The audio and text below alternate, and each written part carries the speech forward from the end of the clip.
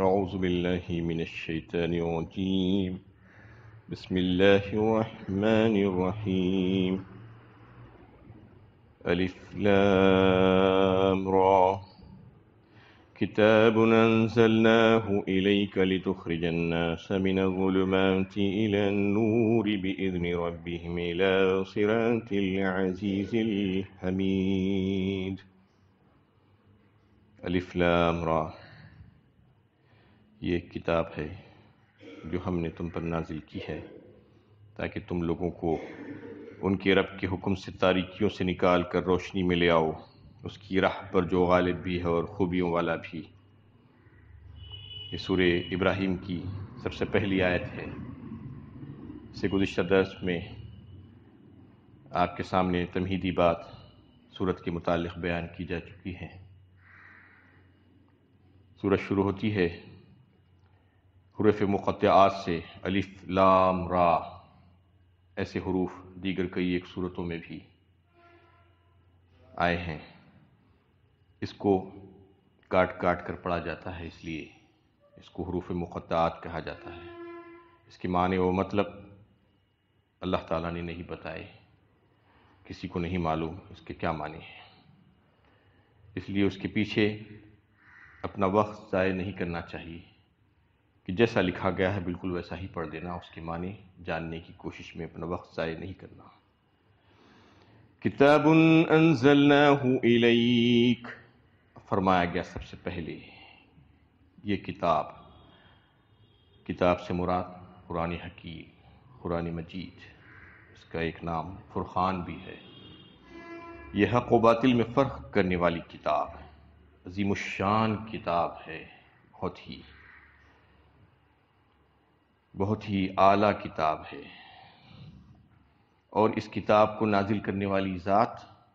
اللہ رب العزت کی ہے، اللہ جل شانہ کی۔ اور کس کی جانب نازل کی گئی ہے؟ الیک، آپ صلی اللہ علیہ وسلم کے قلب مبارک پر، یعنی وہ ہستی جو اس دنیا میں سب سے عظیم ہستی ہے، اعلیٰ ہستی ہے، سارے انسانوں سے بہترین انسان، تاجدار مدینہ، محسن انسانیت ہے آپ کے قلب مبارک پر یہ کتاب نازل کی گئی۔ یہ باتیں اس حصے میں آ چکے ہیں۔ لِتُخْرِجَ النَّاسَ مِنَ الظُّلُمَاتِ إِلَى النُّورِ، تو یہ بھیجنے کا مقصد کیا تھا، اس میں اللہ تعالیٰ خود بتا رہے ہیں، تاکہ لوگوں کو اندھیروں سے نکال کر روشنی میں لے آئے۔ لوگوں کا تذکرہ ہے، الناس، مسلمانوں کا نہیں۔ مسلمان یہ سمجھتے ہیں کہ یہ کتاب صرف ہمارے لیے آئی ہے، نہیں، یہ کتاب ساری انسانیت کے لیے آئی ہے۔ لِتُخْرِجَ النَّاسَ فرمایا، یعنی سارے انسانوں کے لیے، قیامت تک آنے والی ساری انسانیت، بنی نوع آدم، جتنے انسان پیدا ہوں گے ان تمام کے لیے ہدایت و رہنمائی ہے، ان تمام کے لیے یہ قرآن کی جو صفت ہے وہ سب کے لیے ہے، سارے انسانوں کے لیے، خواہ وہ کسی قوم، کسی مذہب سے تعلق رکھتے ہو، کسی ملک سے تعلق رکھتے ہو، کسی خطے سے تعلق رکھتے ہو، کسی زمانے سے تعلق رکھتے ہو، ان تمام کے لیے اس میں کیا ہے؟ لِتُخْرِجَ النَّاسَ مِنَ الظُّلُمَاتِ إِلَى النُّورِ، اندھیروں سے روشنی کی طرف لانے والی ہے۔ یہاں پر اندھیریوں کا جو تذکرہ جو آیا ہے جمع کے صیغے میں لایا گیا ہے۔ اندھیرے سے مراد کفر و شرک کا اندھیرا، سب سے پہلے بدعمالیوں کا اندھیرا، گناہوں کا اندھیرا، اللہ کی نافرمانیوں کا اندھیرا۔ یہ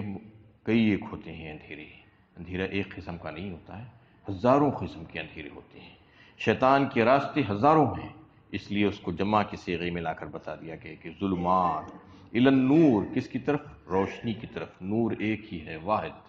واحد صیغے میں لا کے بتایا گیا ہے کہ نور دو نہیں ہو سکتے، ایک سے زیادہ نہیں ہو سکتے۔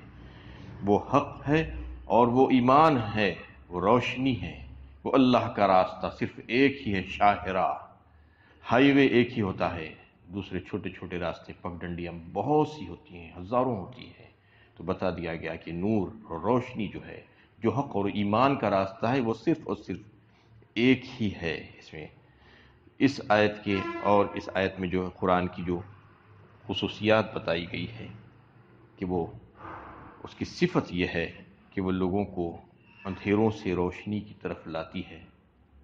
اس کی تائید قرآن کی دیگر آیتیں بھی کرتی ہیں۔ جیسا کہ آپ سن چکے ہیں کہ قرآن اپنی ایک آیت دوسری آیت کی تفسیر کرتا ہے۔ کئی ایک مقامات پر آپ اگر پڑھیں اس کو اور غور و فکر کریں اور تدبر کریں تو پتہ چلتا ہے کہ اللہ تعالیٰ نے خود اس کی تشریح فرما دی ہے قرآن میں۔ یہ سب سے بہترین اور اعلیٰ درجے کی تفسیر اور تشریح ہوتی ہے، تو قرآن کو قرآن کے ذریعے سے سمجھنا اور سمجھانے کی کوشش کرنا۔ سورہ حدید 27ویں پارے میں بھی اللہ تعالیٰ نے اس کو فرما دیا ہے، هو الذی ينزل علی عبده آیات بینات لیخرجکم من الظلمات الی النور۔ انہیں وہی ہے ذات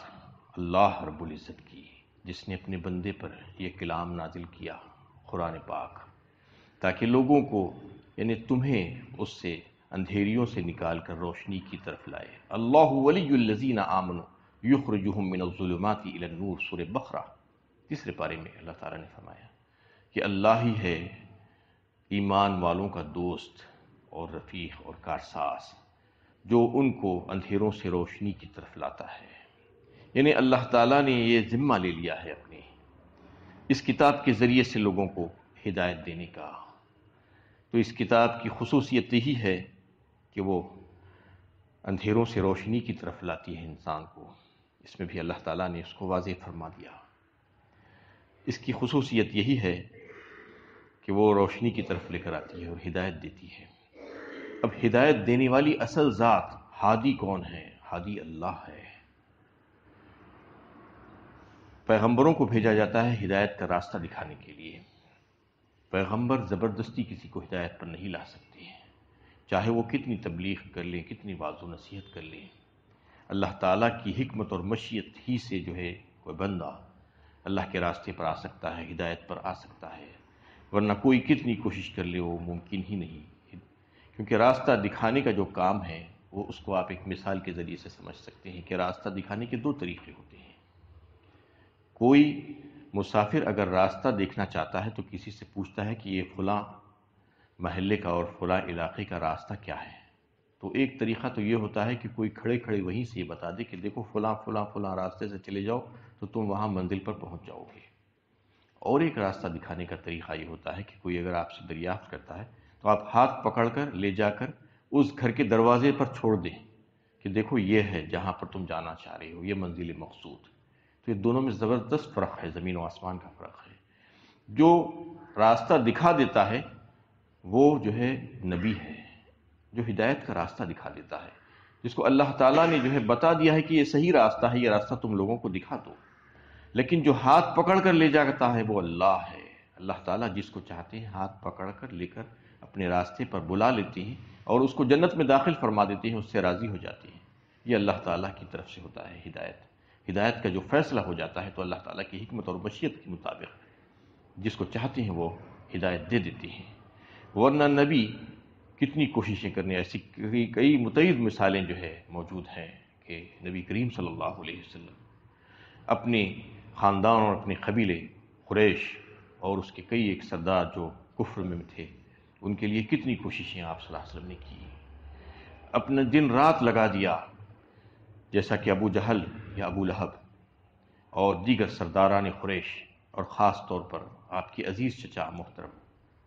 ابو طالب، جنہوں نے آپ صلی اللہ علیہ وسلم کی ہر موقع پر مدد کی تھی۔ کفر پر مر رہے ہیں، موت کا وقت آ گیا ہے، آپ صلی اللہ علیہ وسلم تشریف لے جاتے ہیں اور کہتے ہیں کہ چچا میرے کان میں کلمہ پڑھ دیجیے، میں آپ کی سفارش کرا دوں گا۔ لیکن وہ نہیں مانتے ہیں اور کفر ہی پر ان کا خاتمہ ہوتا ہے، جس کی وجہ سے آپ صلی اللہ علیہ وسلم بہت رنجیدہ ہوتے ہیں اور غمزدہ ہو جاتے ہیں،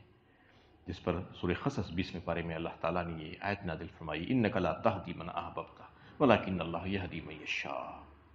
آپ جسے چاہیں ہدایت نہیں دے سکتے۔ یعنی آپ صلی اللہ علیہ وسلم کی شدید خواہش تھی کہ آپ کے چچا مسلمان ہو جائیں، اسلام میں داخل ہو جائیں، لیکن نہیں ہوئے اور خاتمہ کفر پر ہوا، خاتمہ خیر پر نہیں ہوا، تو آپ بہت رنجیدہ تھیں۔ تو اللہ تعالیٰ نے آپ کی تسلی کے لیے فرمایا کہ یہ آپ کا کام نہیں ہے، اِنَّکَ لَا تَهْدِی مَنْ أَحْبَبْتَ، آپ جس کو چاہتے ہیں ہدایت نہیں دے سکتے، لیکن اللہ تعالیٰ جس کو چاہتے ہیں اپنی حکمت کے مطابق اس کو ہدایت پر لا دیتے ہیں۔ تو اس میں یہ واضح فرما دیا گیا کہ ہدایت اللہ ہی کے ہاتھ میں ہے، لیکن واسطہ نبی صلی اللہ علیہ وسلم بنیں گے، اس لیے کہ آپ کے واسطے کے بغیر ہدایت مل ہی نہیں سکتی۔ اس کے بعد آپ صلی اللہ علیہ وسلم کے بعد امت کے جو ہے اہل علم حضرات وہ مقام لیں گے اور ہدایت کا راستہ لوگوں کو دکھاتے رہیں گے۔ آپ صلی اللہ علیہ وسلم نے جو ہدایت کی کتاب آپ کے پاس بھیجی گئی تھی آپ کے قلب مبارک پر، اس کو لوگوں کو سمجھایا اپنی ارشادات کے ذریعے سے، اپنی تشریحات کے ذریعے سے، کیونکہ اس کے بغیر کوئی سمجھ ہی نہیں سکتا تھا اس کلام کو۔ اگر کوئی اس کلام کو کھول کر بیٹھ جائے اور یہ کہے کہ مجھے حدیث کی ضرورت نہیں ہے تو وہ جو ہے گمراہ ہو جائے گا، کیونکہ حدیث کے بغیر، آپ صلی اللہ علیہ وسلم کے ارشادات کے بغیر، آپ صلی اللہ علیہ وسلم کی جو تشریحات تھی اللہ تعالیٰ نے آپ کو بتایا تھا، اس کو جانے بغیر اگر کوئی قرآن کو سمجھنے کی کوشش کرے گا تو سوائے گمراہی کی اور کچھ ہاتھ نہیں آئے گا اس کو۔ اس لیے واسطہ تو آپ صلی اللہ علیہ وسلم ہی بنیں گے، لیکن ہدایت دینے والی ذات اللہ تعالیٰ کی ہے۔ تو اس میں واضح کر دیا گیا کہ یہ ہدایت اس کتاب کے ذریعے سے دی جائے گی، بِإِذْنِ رَبِّهِمْ کہہ کر فرما دیا، اللہ کی اجازت سے۔ اللہ کا جو ہے رب یہاں پر لا گیا ہے، جو خصوصی صفت ہے اللہ تعالیٰ کی، اسماء الحسنہ کی جو خاص نام اللہ تعالیٰ کا جو ہے وہ ہے رب۔ رب کو یہاں پر لا کر بتا دیا گیا کہ رب کی شان کیا ہے، سمجھنے کی کوشش کرو۔ تمہارا رب تو وہ ہے جس نے تم کو عدم سے وجود میں لایا، تم کو پیدا فرما دیا، تم نہیں تھے آج تم موجود ہو، اور تمہاری ساری ضرورتوں کی تکمیل وہ کرتا ہے۔ جو انسانی ضرورتیں ہیں وہ سب کی سب تمہارا رب تم کو دیتا ہے، تمہاری پرورش کرتا ہے، تمہیں پالتا پوستا ہے، تمہیں جو ہے کہاں سے کہاں پہنچا دیا، درجہ ناقص سے پال تک، درجہ کمال تک پہنچا دیا تم کو۔ تم کتنے چھوٹے اور کتنے کمزور تھے، تم کو کہاں سے کہاں پہنچا دیا، کیسا علم تم کو عطا فرمایا اور کیسی کیسی چیزیں تم کو عطا فرما دی تھی۔ یہ رب ہے، یہ رب کی تعریف ہے۔ تو رب صرف انسان کی جو ہے جو دنیا کی جو ضروریات ہے اسی کی تکمیل نہیں کرتا، بلکہ اس کی روحانی ضروریات کی تکمیل بھی کرتا ہے، نہ صرف جسمانی ضروریات بلکہ روح کے جو تقاضے ہیں، روح کی جو غذا ہے وہ قرآن ہے۔ قرآن کا ایک نام روح بھی ہے، تو اس کے ذریعے سے اور پھر پیغمبروں کے ذریعے سے لوگوں کی ہدایت کی جاتی ہے، اور انسان کی روح کو مضبوط کرنے کے جو کام ہے وہ اسی کے ذریعے سے کیے جاتے ہیں۔ تو رب لا کر یہاں پر بتایا گیا کہ رب کتنا شفیق اور مہربان ہے، اس کی شان یہی ہے کہ وہ اس نے اپنے ذمے لے لیا ہے تمہاری ہدایت اور رہنمائی، ورنہ اس کے ذمے کچھ بھی نہیں ہے، اس کو کوئی زبردستی نہیں کر سکتا، کوئی اس سے زبردستی نہیں مانگ سکتا، لیکن وہ خود اپنی شفقت اور مہربانی کی بنا پر جو ہے یہ سارے کام کیے ہیں کہ تمہاری ہدایت کا سامان کر دیا، تم کو ایسے ہی نہیں چھوڑ دیا۔ بِإِذْنِ رَبِّهِمْ، تمہارے رب کی جانب سے ہے یہ کلام، اور یہ کلام کی خصوصیت یہی ہے کہ یہ اندھیروں سے نکال کر روشنی کی طرف لے کر آتی ہے۔ یہ کلام پاک قرآن مجید، اس میں جو ہے انسانوں اور انسانیت، بھٹکی ہوئی انسانیت کو راہ راست پر لانے کا کام ہے، اور اس سے جو بھی جڑ جائے گا وہ تباہی و بربادی اور ہلاکت سے بچ جائے گا، اور عافیت اور سلامتی اور امن میں آ جائے گا، اور اس سے انصاف قائم ہوگا، اور اس سے ساری پریشانیاں انسان کی دور ہو جائیں گی، دنیا اور آخرت کی کامیابی اور بھلائیاں اس کو عطا فرما دی جائیں گی، اور آخرت کی فلاح اس کو مل جائے گی، ورنہ وہ ہلاکت اور بربادی کے گڑھے میں گر جائے گا۔ جو اس سے کٹے گا، جو اس سے دور ہو جائے گا، جو اس کو نہیں مانے گا، جو اس کی تعلیمات پر عمل نہیں کرے گا، تو پھر سمجھ لینا چاہیے کہ اسے نقصان ہی نقصان ہے، اس کے لیے تباہی و بربادی اور ہلاکت کے سوا اور خوش ہو ہی نہیں سکتا۔ اس کی تعلیمات کو عام کرنے کی ضرورت ہے، اس سے فائدہ اٹھانے کے لیے چاہیے کہ اس کی ہدایات اور اس کی تعلیمات کو لوگوں میں عام کیا جائے، اور عام کرنے کے جتنے طریقے ہو سکتے ہیں ان سارے طریقوں کو اپنایا جائے، لوگوں کو ترغیب دی جائے کہ اس پر عمل کیا جائے، کیونکہ یہ عمل کرنے کی کتاب ہے، یہ ہدایت کی کتاب ہے، یہ واحد سرچشمہ ہدایت ہے، اس کے بغیر ہدایت نہیں مل سکتی، چاہے آپ ہزاروں کتابیں پڑھ لیں، لیکن یہ کتاب اگر چھوڑ دیں گے تو مطلب یہ ہے کہ آپ گمراہ ہو جائیں گے۔ تو اس کو جو ہے لوگوں میں عام کیا جائے۔ آج جتنے ذرائع آج موجود ہیں سوشل میڈیا کے، اس تمام کو استعمال کیا جائے،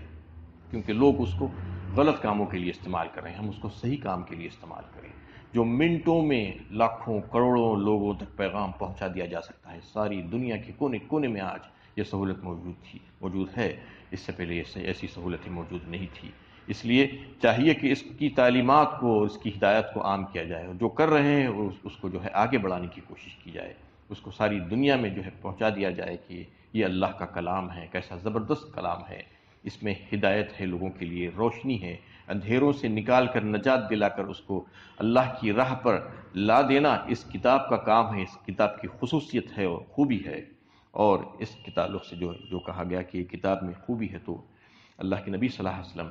کی جو ہے فرائض منصبی جو تھے اس کا تذکرہ اللہ تعالیٰ نے کئی مقامات پر کیا۔ سورہ آل عمران میں بھی اس کا تذکرہ فرمایا کہ لَقَدْ مَنَّ اللَّهُ عَلَى الْمُؤْمِنِينَ إِذْ بَعَثَ فِيهِمْ رَسُولًا مِّنْ أَنفُسِهِمْ يَتْلُو عَلَيْهِمْ آيَاتِهِ وَيُزَكِّيهِمْ وَيُعَلِّمُهُمُ الْكِتَابَ وَالْحِكْمَةَ فرمایا اللہ تعالیٰ نے احسان کیا مومنوں پر کہ اس نے انہی میں سے ایک رسول بھیجا،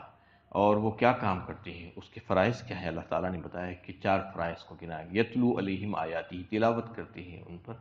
اس کے کتاب کی، یعنی قرآن کی تلاوت کرنا خود ایک الگ فریضہ ہے،